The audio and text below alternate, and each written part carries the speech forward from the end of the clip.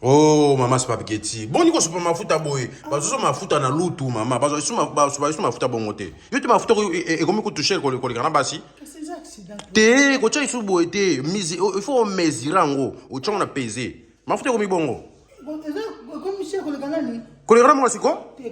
Ma faute est comme important qu'on le raconte dans moi c'est la mise sur la singa. Pour ma faute, na moi c'est non pour ma faute. Bon niveau est quoi? T'as ma faute au tché. Aux autres, il y a ma pas. Maman, zone ça ma faute na bidon. Bon niveau est quoi?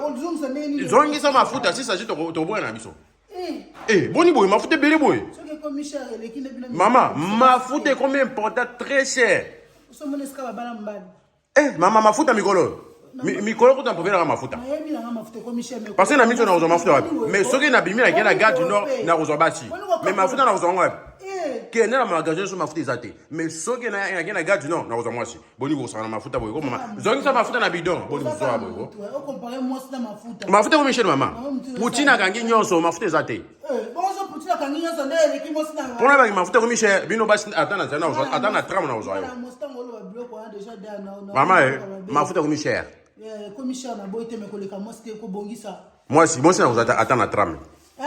Na uzo na tram na uzo na bar. Bon mafuta na uzo ngap. Na magasin zate. Bon ne uzo mona na. Oyo ki, ona rubi ona zongi sa mafuta. Mafuta bere bere boy bisu bai.